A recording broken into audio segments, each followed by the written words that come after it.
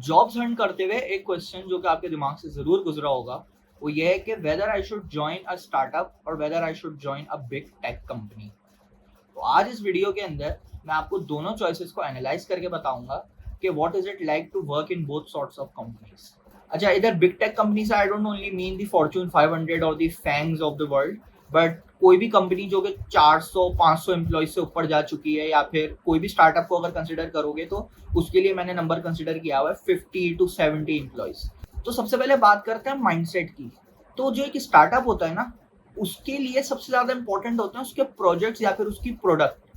तो उनको अपनी प्रोडक्ट बनवाने के लिए या फिर अपना प्रोजेक्ट बनवाने के लिए एक करेक्ट बंदा चाहिए होता है या बंदी चाहिए होते हैं, जो कि उस प्रोजेक्ट पे, उस प्रोडक्ट पे काम शुरू करें और उनको कम से कम सीखना पड़े, and they can build a product और project as quickly as possible. जबकि एक बड़ी टेक कंपनी के अंदर ना माइंडसेट ये नहीं होता।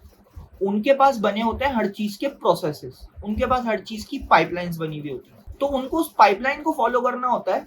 उनको ये फिक्र नहीं होती कि यार ये मेरा प्रोजेक्ट है, ये कंप्लीट हो पाएगा या नहीं हो पाएगा। उनको ये टेंशन ही नहीं होती।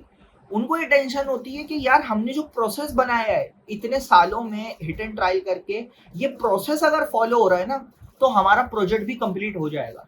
तो बस एक बड़ी टेक कंपनी के अंदर आप एक बहुत सारे चलते हुए प्रोसेसेस के अंदर बीच में आके इंटीग्रेट हो जाते हो, एंड देन वो प्रोसेसेस ही आपको आगे लेकर बढ़ते जाते हैं। फॉर एग्जाम्पल, प्रोजेक्ट स्टार्ट कहाँ से होगा, उस प्रोजेक्ट की मीटिंग्स कैसे होंगी, रिक्वायरमेंट एनालिसिस कैसे होगा, कौन लोग करेंगे, बिजनेस मीटिंग्स कैसे होंगी, ये सारी चीजों की बड़ी प्रॉपर वे के अंदर डॉक्यूमेंटेशन चल रही होती है। फिर उसके बाद टेक टीम को प्रोजेक्ट असाइन किया जाता है, फिर उसके ऊपर टीम्स असाइन होती हैं, कौन सी टीम क्या काम करेगी, फिर उसकी डिप्लॉयमेंट पाइपलाइंस वगैरह, everything from start to end बड़ी डिटेल्ड लेवल के ऊपर प्लान होती है। स्टार्टअप के अंदर ये प्रोसेसेस नाम की कोई चीज नहीं होती।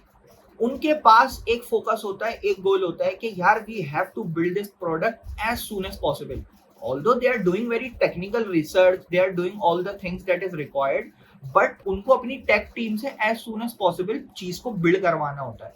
तो ये थोड़ा सा आप समझ लो एक माइंडसेट का डिफरेंस होता है कि बड़ी टेक कंपनी के अंदर आप एक बहुत बड़े प्रोसेसेस का, एक बहुत बड़े सिस्टम का हिस्सा बने हुए होते हो, और स्टार्टअप के अंदर आप होते हो और आपके जैसे 8-10 लोग और होते हैं।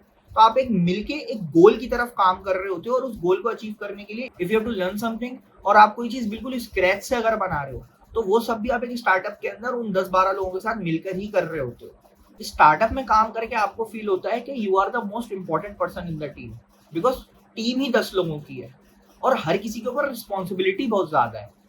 क्योंकि क्या है ना कि देखो, एक स्टार्टअप में काम करने के लिए ना आपको उतना ही एंगेज होना पड़ता है जितना कि उस स्टार्टअप के फाउंडर को एंगेज होना पड़ता है, लिटरली। क्योंकि ऑब्वियसली आप 10 लोग काम कर रहे हो मिलके, तो एक बंदे की गलती की वजह से ना प्रोडक्शन तक डाउन हो सकती है। तो there is very less room for mistakes and glitches. Startups इस माइंडसेट के साथ काम कर रहे होते हैं कि यार they have to build the product, और उसके बीच में जितने ऑब्स्टेकल्स आते जा रहे हैं ना, उनको कम से कम करते जाओ। और ऑब्वियसली जब आप इतनी ज्यादा रिगरस टेस्टिंग वगैरह नहीं कर रहे होते हो, तो डेवलपर्स के ऊपर ही रिस्पॉन्सिबिलिटी होती है, कोड भी करना होता है उनको, टेस्ट भी करना होता है, डिप्लॉय भी करना होता है, इतने कोई स्टैंडर्ड्स नहीं बने हुए होते। So all these things together adds a very much responsibility on tech team only. लेकिन एक बात है कि स्टार्टअप्स क्या है कि आपको पैसे बहुत ज्यादा दे सकते हैं, sometimes even better than big tech companies. Reason क्या है उसका? एक्सपेंसेस नहीं है, टीम छोटी है, ऑफिस एक्सपेंसेस नहीं है, बिल्कुल नेग्लिजिबल है अगर है भी तो, और ऑब्वियसली इन्वेस्टर्स पैसा लगा रहे हैं, तो जो पैसा आ रहा है वो मोस्टली टेक टीम को ही जा रहा है।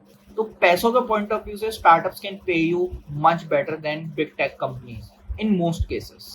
Where as in a large scale और मीडियम स्केल कंपनी आप एक बहुत बड़े सिस्टम का पार्ट होते हैं। होता क्या है कि एक प्रोजेक्ट के ऊपर बहुत सारी टीम्स काम कर रही होती है, और आप भी उन बहुत सारी टीम्स में से किसी एक टीम के अंदर काम कर रहे होते हो, और वो टीम उस प्रोजेक्ट के किसी की स्पेसिफिक मॉड्यूल या फीचर के ऊपर काम कर रही होती है। तो आप कोड करते हो, आपके ऊपर एक लीड असाइंड होता है, वो लीड आपका कोड रिव्यू करता है। उसके बाद मैनेजर होता है, और वो उस पूरी टीम के एक सिंगल मैनेजर होता है, एंड बियॉन्ड दैट मैनेजर और लोग होते हैं, लाइक क्वालिटी अश्योरेंस वाले होते हैं, बिजनेस एनालिस्ट होते हैं, प्रिंसिपल इंजीनियर्स होते हैं, solutions architect, software architect, DevOps, ये बहुत सारे लोग मिलकर एक बहुत बड़े सिस्टम को चला रहे होते हैं। अब होता क्या है ना कि when your work is being through so much check points, तो आप मोस्टली एक पैनिक मोड के अंदर काम नहीं कर रहे होते, जो कि स्टार्टअप के अंदर आप कर रहे होते हो। तो the entire vibe of a big tech company is very smooth, right. उसमें फायदा क्या होता है कि आप एक बहुत फोकस तरीके से काम कर रहे होते हो, हर चीज का सिस्टम बना हुआ होता है, टाइमलाइंस मैनेज्ड होती हैं, कोड रिव्यूज हो रहे होते हैं, मीटिंग्स में इश्यूज डिस्कस हो रहे होते हैं, अप्रोचेस डिस्कस हो रही होती हैं।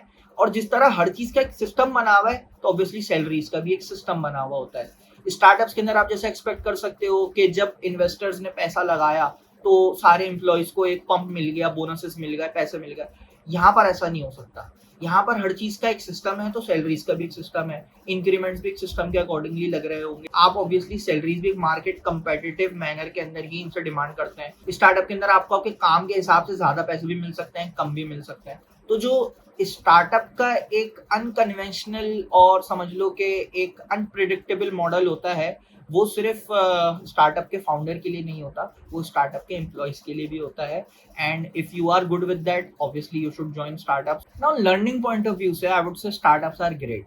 सही है, उसकी वजह है स्टार्टअप के अंदर ना चीजें बड़ी इंट्रिकेट लेवल और बड़ी डीपली चीजें सोची जा रही होती हैं। सही है, सॉफ्टवेयर आर्किटेक्ट बिल्ड हो रहा होता है, डेटाबेसेस कैसे मैनेज होंगे ये चीजें डिसाइड हो रही होती है, कौन सी टेक्नोलॉजी पे काम करना है या नहीं करना है ये चीजें डिसाइड हो रही होती है।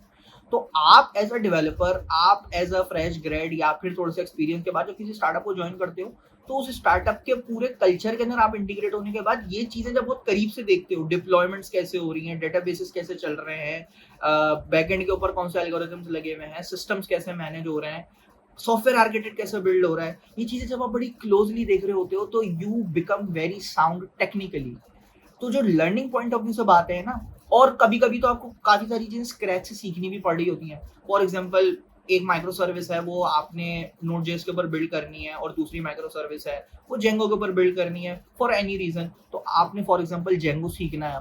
अब startup won't higher a new resource for it, right. तो उनको obviously they will, if they hire a new resource, तो उनको उस नई रिसोर्स को पूरा स्ट्रक्चर समझाना पड़ेगा बिठा के, and they don't have time, right. तो स्टार्टअप के अंदर आप ये चीजें एज अ डेवलपर बहुत जल्दी जल्दी खुद ब खुद सीख रहे होते हो, और आपका जो टेक्निकल आर्सनल है वो बड़ा बेहतरीन तरीके से बिल्ड हो रहा होता है। लेकिन टेक कंपनी के अंदर, लार्ज टेक कंपनी के अंदर ऐसा कुछ नहीं होता। वहां पर आपको प्रोडक्शन का एक्सेस भी शायद कोई ना दे, प्रोडक्शन डेटाबेस का एक्सेस भी शायद आपको कोई ना दे। आप एक बड़े सिस्टम के अंदर, आप एक बड़े स्ट्रक्चर्ड वे के अंदर काम कर रहे होते हैं। कोई नया मॉड्यूल आता है, कोई नया फीचर आता है, तो उसकी पहले आपके जो सीनियर्स होते हैं, जो आर्किटेक्ट्स होते हैं, जो प्रिंसिपल इंजीनियर्स होते हैं, जो बिजनेस एनालिस्ट होते हैं, वो लोग बड़ी प्रॉपर वे के अंदर मीटिंग्स कर चुके होते हैं। They have thought through everything, and finally आपके पास एक डॉक्यूमेंट आता है, जिस डॉक्यूमेंट को आप रीड करते हो, और उस डॉक्यूमेंट के थ्रू ही आपने पूरा सिस्टम समझना होता है। आप इटसेल्फ कोड लेवल के ऊपर जाके चीजें नहीं कर रहे होते। डॉक्यूमेंट आप देखते हैं, सही है, मीटिंग्स होती हैं, आप चीजें समझ जाते हो, and then you start working at a very small part of the software, और फिर उसके बाद आपके काम को रिव्यू किया जाता है। So the entire pipeline becomes very very predictable, और उसके अंदर कोई भी चीज ऐसी नहीं होती है जो कि अनप्लैन्ड हो मोस्ट ऑफ द टाइम। तो लर्निंग पॉइंट ऑफ व्यू से I would say startups are great, और जो उसका समझ लें एक अनकन्वेंशनल बिहेवियर होता है, वो लर्निंग के अंदर आपको बड़ी हेल्प कर देता है। लेकिन बिग टेक कंपनीज के अंदर क्योंकि everything is very much planned, तो आप एक चलते हुए सिस्टम के अंदर आकर ही इंटीग्रेट होते हो, रादर देन वहां पर आप कोई चीज री इन्वेंट कर रहे होते हैं। अब बात कर लेते हैं दोनों कंपनीज के एंट्री क्राइटेरिया के बारे में। जिस तरह बहुत सारी चीजें डिफरेंट है, एंट्री क्राइटेरिया भी दोनों के लिए बिल्कुल डिफरेंट है।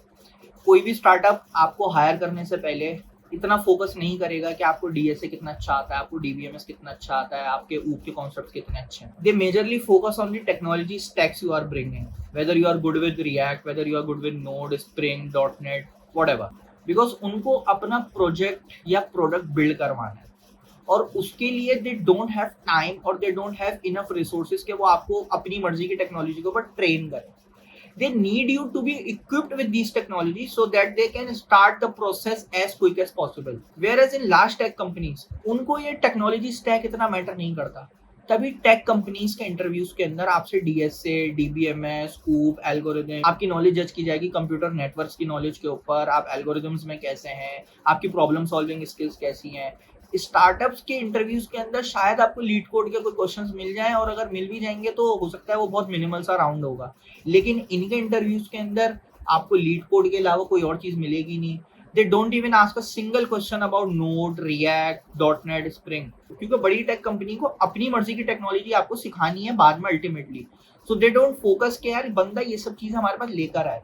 They need a good quality engineer जिसको बाद में वो किसी भी किस्म के प्रोजेक्ट के ऊपर, किसी भी टेक्नोलॉजी के ऊपर ट्रेन करना चाहें तो they have enough resource, they have enough time, और वो आपको उस टेक्नोलॉजी के ऊपर ट्रेन करके अपना काम करवा लेंगे। स्टार्टअप को आपसे प्रोडक्ट बिल्ड करवानी है, and nothing wrong with that, nothing wrong with that. अगर आप उतने काबिल हैं तो you just should go for the startup, and startups can pay you very good, like I said.